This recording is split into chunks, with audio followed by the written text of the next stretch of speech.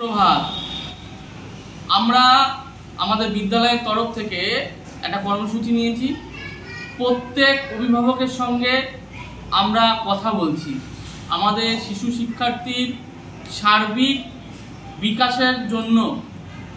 ওর বিদ্যালয়ে কীরকম আচরণ করে, ওর পড়াশুনোর লেভেলটা কোন লেভেলে রয়েছে এবং বাড়িতে ওর কি দুর্বলতম দিক আছে, বাড়িতে কেমন পড়াশুনো করে এবং ওর মনে কি স্বপ্ন দেখে, এই যাবতীয় কিছু নিয়ে শিশুর সার্বিক উন্নয়নের জন্য আমরা তার মায়ের সঙ্গে কথা বলছি এবং তার মাকেও আমরা সচেতন করছি শিশুটির প্রতি যাতে সে নজর দেয় এবং তার পড়াশোনার বিষয়ে তিনি জানি আরেকটু সচেতন হন।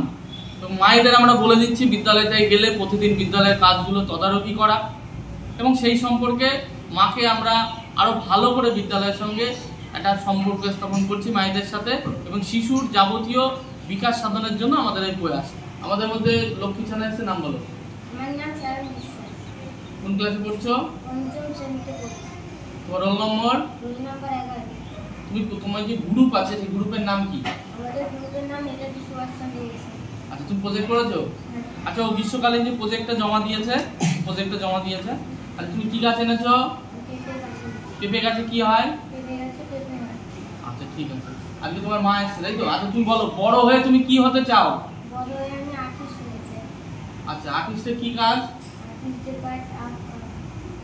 আঁকতে যাও তাই তো?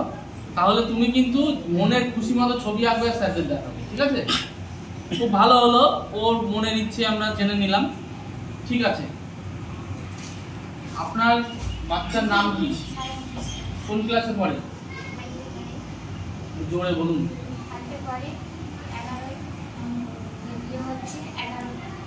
ও দলের নাম কি?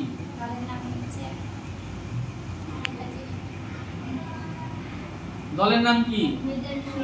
নেতাজি সুভাষচন্দ্র বসু। আচ্ছা, ও বাড়িতে সকালবেলা সন্ধ্যাবেলা পড়তে বসে তো? সকালবেলা একটু বাইরে দিয়ে রেখেছি। আচ্ছা, সন্ধ্যাবেলা বিকেলবেলা বসতে বলে বসে, ও আমার কথাই কোনো শোনে না। এই যে শুনছি, এটা কিরকম শুনছি? তুমি আমার কাছে এসো। অনেক চেষ্টা করে ওকে পড়ানোর জন্য, কিছুতেই কথা শুনছে না। তাহলে মায়ের চোখে কিন্তু জল চলে আসছে তোমার দুষ্টুমি দেখে। এদিকে এসো। তুমি কথা শুনবে তাই যে মা এত কষ্ট করে তোমার জন্য। মা কিন্তু খুব কষ্ট করে, আমি কিন্তু দেখি। এখানে দাঁড়াও। তুমি মাকে বলো যে মা আমি সকালবেলা সন্ধ্যাবেলা পড়তে বসবো। মাকে বলো, মায়ের হাত ধরে বলো, বলো আমি আর দুষ্টুমি করবো না। বল, আমি সকাল সন্ধ্যা পড়তে বসবো, তোমাকে আর কষ্ট করতে হবে না। বল, বল আমি বড় হয়ে চাকরি করব, তোমার সমস্ত কষ্ট আমি দূর করে দেবো। আচ্ছা শোন সায়ন, আমি কিন্তু এই জেনে নিলাম স্যার কি বলছে, তোকে ভালো করে শোন। যদি কথা না শুনিস বাবা, কথা কিন্তু শুনতে হবে, ঠিক আছে? স্যার তোমাকে কি বলছে ভালো করে শুনো।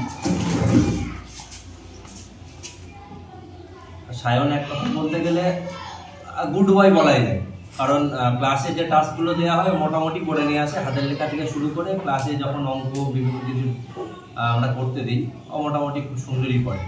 কিন্তু ওর ক্ষেত্রে সব থেকে মানে যেটা বড় জিনিস হচ্ছে দুরন্ত প্রচণ্ড পরিমাণে এবং অবাধ্য।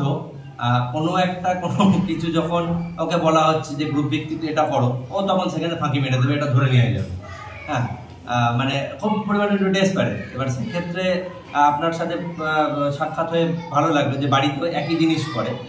পরবর্তীতে আমরা ওকে নতুনভাবে একটুখানি ট্রিটমেন্ট করবো, আপনিও বাড়িতে সেইভাবে করবেন। একটাই কথা বলা, যেটা স্কুল থেকে আমরা যেগুলো দিই বাড়িতে একটুখানি চেক করবো, ঠিক আছে?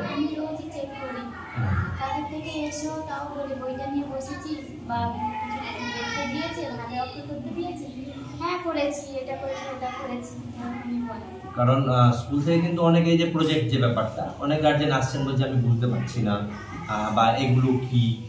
অনেকে ওয়াকিবহাল নন, অনেকে জানে, অনেকে করে নিয়ে এসছে। এবার সেক্ষেত্রে সবার তো জানা সম্ভব নয় জিনিসটা কি, ঠিক আছে? এবার সেদিক থেকে যে আপনারা যদি স্কুলের সাথে একটুখানি সম্পর্ক রেখে চলেন তাহলে ব্যাপারটা বুঝতে পারেন যে প্রজেক্টটা কি, কখন কোন সময় করবে ঠিক আছে। অনেকের ক্ষেত্রে দেখলাম যে স্কুলে এসেই তারা প্রজেক্টটা করছে, কিন্তু যে বাড়িতে যে গরমের ছুটি যে অবকাশটা ছিল সেই সময় এটা করার সময় ছিল, ঠিক আছে কোনো ব্যাপার না, অনেকে বুঝতে পারেনি, করেনি। তাই স্কুলের যে ঘটনাগুলো ঘটছে রোজ একটু জিজ্ঞাসা করবেন স্কুলে কি হচ্ছে না হচ্ছে খুঁটিনাটি, আর স্কুলের সাথে একটু সম্পর্ক রেখে চলবেন, তাহলে আমাদেরও ভালো লাগে যে গার্জেন যারা প্রতিনিধি আছেন তারা একটুখানি আমাদের স্কুলের সঙ্গে একটু যোগাযোগ রাখছেন, স্কুলের ভালোটা চাইছেন, তার বাচ্চার ভালোটা চাইছেন, আমাদেরও ভালো লাগে, এটাই বলা। আর সায়ন, তুমি বাড়িতে দুরন্তপনা করবে না, মা দেখো এখানে কিন্তু মোটামুটি চোখের জল ফেলে দিলেন, তুমি কিন্তু মায়ের সাথে কিন্তু তুমি যা বলবেন তুমি শুনে চলবে এবং মনটাকে একটু শান্ত করবে, বুঝতে পেরেছো?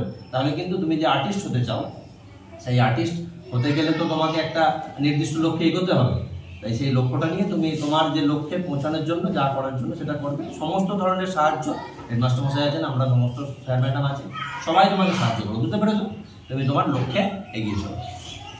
সুস্থ থাকবে।